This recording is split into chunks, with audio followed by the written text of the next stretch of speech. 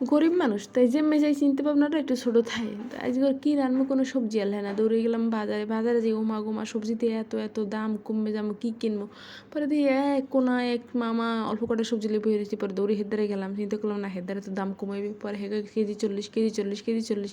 পরে আমি কইলাম যে আছে সব নিউ 30 টাকা দেবেন।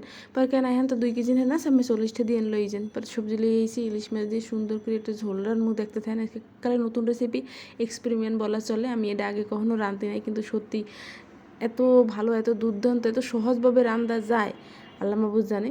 হ্যাঁ, আমরা ফাইনাল লুক দেখলেই বুঝবেন যে কতটা লোভনীয় হয়েছে। যাই হোক, এখন মাছ ধুইতে আসি, আর এখন এই যে রান্নায় চলে যাবো। আর মাছ বাজ্যে লমু না, একালে কাঁচা মাছ দিয়েই সবজি রান্নবো। এখন পেঁয়াজ রসুন দিয়ে সুন্দর একটু বাজ্যে লইছি, তারপর হলুদ মরিচ দিয়ে দিয়েছি, লবণ দিয়ে দিয়েছি, আর কোনো মশলা দিব না, শুধু পেঁয়াজ রসুন হলুদ মরিচ ছাড়া। এখন এর মধ্যে দিয়ে দেবো পানি দেওয়ানোর পর ধোয়া মাছ দিয়ে দেবো। মাছ কিন্তু বাজ্যে লই নিয়ে আগেও বলছি, কাঁচা মাছ দিয়ে দেবো। এই কোনো দিনও রান্ধি না, আজকে এই প্রথম রাঁধতে আসি, এক্সপেরিমেন্ট বলা চলে। তবে আমার মায় এই মাঝে মাঝে রাঁধতে, তো এই মনে পড়ছে, তো চিন্তা করলাম না আজকে একটু নতুনভাবে নতুন স্টাইলে রাঁধি। তো এখন উল্টে পাল্টাই দিব। তো মাছটা একটু আধা সেদ্ধ হয়ে গেলে পরে এই আবার উড়েই থুমু বাড়িতে।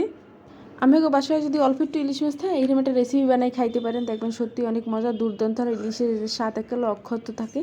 এই যে এখন একটু উড়েই লই এই মশলার মধ্যে আবার দুন্দুলটা দিয়ে সুন্দর করে কষাই টষাই লমু, 5 মিনিটের মতো কষাই লমু, দেখতে থাকেন। আসলে এই রেসিপিটা অসাধারণ হয়েছে, অনেক মজা হয়েছে। আপনাকেও বললে হয়তো বিশেষ করবেন, আপনারা যদি রান্ধি খান তাহলে বুঝবেন যে কতটা অসাধারণ, কতটা লোভনীয় হয়েছে এই রেসিপিটা। পরে এই যে এখন এটার মধ্যে কষাই লমু। আসলে মাছ উড়েই লইছি, এরকম কষাই লইলে তো মাছটা ভাঙ্গি যেতে, আরও নরম মাছ, ইলিশ মাছ, যে কারণে উড়েই লইছি, এতে মাছটা একটু ভালো থাকবে, আস্তে থাকবে। এই যে মাছের অবস্থা।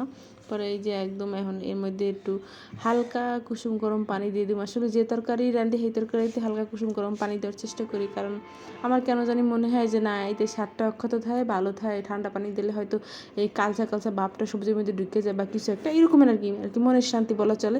পরে এই ধ্যান এখন ডাইকেছিলাম, পরে পানি একদম বের হয়ে কি লুতুপুতু হয়ে গেছে। পরে এখন এর মধ্যে দিয়ে দেবো মাছ দেওয়ানোর পরে আবার ডাইকে থুমু। পরে দেখবেন আরও কতগুলো যে পানি বেরিয়ে, আমি পুরো চিন্তা পড়ে গেছিলাম যে আল্লাহ, পানি শুকিয়ে তোমার 2 দিন লাগবে।